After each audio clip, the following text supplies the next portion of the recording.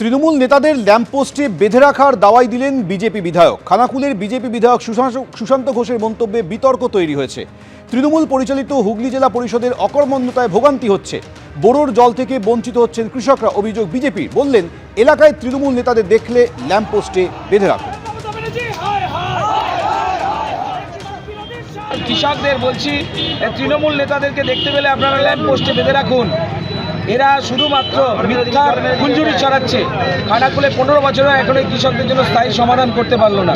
বড় জলের স্থায়ী সমাধান নেই। কেন প্রতি বছর আন্দোলনে আমাদেরকে নামতে হবে, প্রতি বছর রাস্তা অবরোধ করতে হবে, প্রতি বছর ব্লকে ডেপুটেশন দিতে হবে, তারপর সরকারের ঘুম ভাঙবে যে বড় বাঁধ দিতে হবে?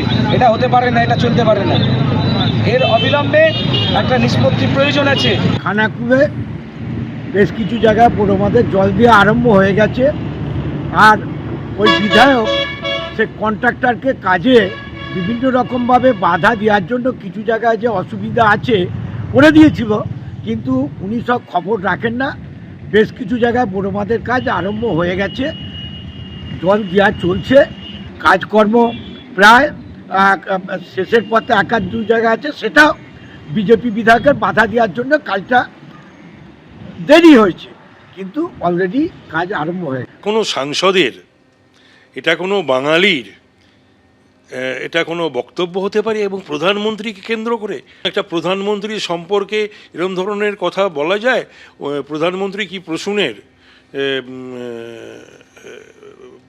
মাসোয়ারা ভাবা কোনো ব্যক্তি নাকি এই ধরনের কথা বলছে? তবে এইটুকুনি বলতে পারি যে ও বাংলার তথা ভারতবর্ষের একটা নামি দামি খেলোয়াড় ছিল, ফুটবলে অনেক লাথি মেরেছে। তবে এই সমস্ত কথা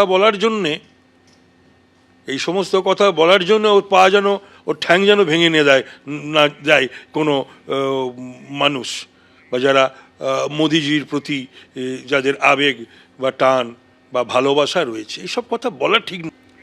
প্রধানমন্ত্রীকে বেলাগাম আক্রমণ করলেন তৃণমূল সাংসদ প্রসূন বন্দ্যোপাধ্যায়। মোদীকে গঙ্গায় ছুঁড়ে ফেলে দেবো আক্রমণে তৃণমূল সাংসদ।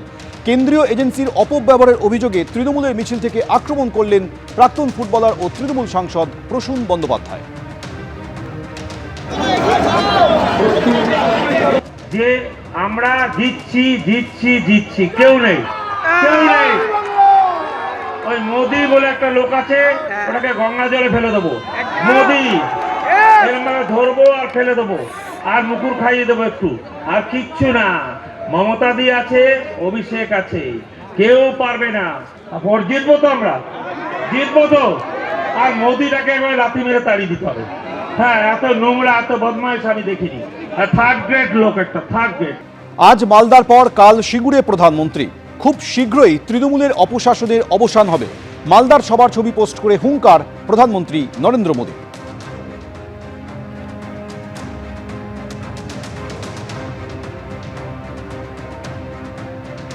ভোটের আগে ফের চর্চায় সিঙ্গুর। কাল সিঙ্গুরে আসছেন প্রধানমন্ত্রী নরেন্দ্র মোদী।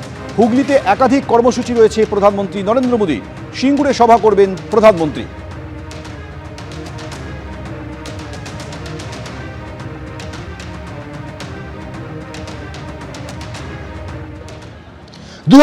সালে সিঙ্গুরের এই মাটি থেকে বিদায় নিয়েছিল টাটারা। ন্যানো কারখানার স্বপ্ন সেটা ছিল অধরা, এবং তারপর থেকে সিঙ্গুর রয়ে গিয়েছে সিঙ্গুরেই। ভোট এসেছে, ভোট চলে গিয়েছে, কিন্তু সিঙ্গুরের যে হাল, সে হাল কিন্তু আর ফেরেনি। অবশেষে 18 বছর পর প্রধানমন্ত্রী নরেন্দ্র মোদী তিনি কিন্তু সভা করতে চলেছেন সিঙ্গুরের মাটিতে।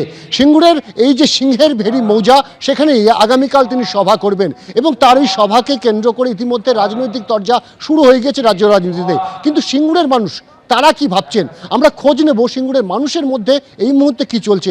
তারা কি কৃষির সঙ্গে থাকতে চান, তারা শিল্পের সঙ্গে থাকতে চান, নাকি তারা চান কৃষি শিল্প উভয় সহাবস্থান? আমরা জানবো বা শুনবো তাদের সেই মনের কথা।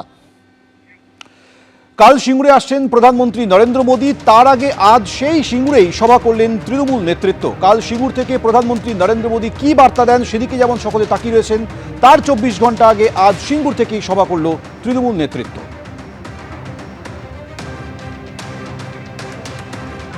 আমরা তো শিল্পের বিরোধিতা নয়, কেউ যদি শিল্পে করতে চায় আমরা সহযোগিতা করব, কিন্তু কেউ যদি জুমালাবাজি করে, মিথ্যা কথা বলে, সেটাই আমাদের প্রতিবাদ। আর আমাদের তো শিল্পের বিরোধিতা আমরা কখনোই নয়। আমরা বলেছিলাম যে আমাদের কৃষকদের 4 ফসলি জমিকে আমাদের ফিরিয়ে দাও। রাজ্যপালের কাছে সেটা চুক্তিও হয়েছিল। সেই চুক্তি যদি মানত সিপিএম তাহলে শিল্প হতো, সেই চুক্তি মানল না। উপরন্তু টাটারা আমাদের জন্য যায়নি, সিপিএমের জন্য টাটারা গেছে। আর সেই সিপিএম এখন বিজেপি হয়েছে, সেই বিজেপি এখন এই ঝামেলাটা করছে। কাল সিঙ্গুরে জনসভার আগে শিল্প নিয়ে বার্তা দিলেন প্রধানমন্ত্রী নরেন্দ্র মোদী। সবকিছুতে বাধা দিচ্ছে তৃণমূল সরকার। পশ্চিমবঙ্গে না কারখানা হচ্ছে, না কৃষকদের কোনো সুবিধা হচ্ছে। মালদা মুর্শিদাবাদের যুবকদের পেটের টানে ভিন রাজ্যে যেতে হচ্ছে। মালদায় আম চাষিদের জন্য কোনো উন্নয়ন করেনি তৃণমূল সরকার। তৃণমূলের দুর্নীতির মাসুল গুনছে রাজ্যের মানুষ। আর কি বললেন তিনি, শোনাবো। पीएम सूर्यघर मुफ्त बिजली योजना चला रही है।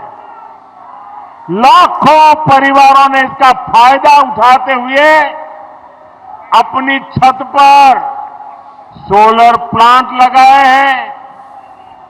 केंद्र की बीजेपी सरकार ने इसके लिए हजारों करोड़ रुपए जारी किए हैं। मैं चाहता हूं पश्चिम बंगाल के लाखों परिवारों को भी ये मुफ्त बिजली योजना का लाभ मिलना चाहिए। यहां न फैक्ट्रियां लग रही हैं, न किसानों को कोई सुविधा मिल रही है। मालदा मुर्शिदाबाद से नौजवानों को रोजी रोटी के लिए पलायन करना पड़ता है। यहां रेशम किसानों की सूद लेने वाला कोई नहीं है। यहां के आम किसान बेहाल है। आम किसान बताते हैं कि इस बार उनको अपनी लागत तक वापस नहीं मिल पाई।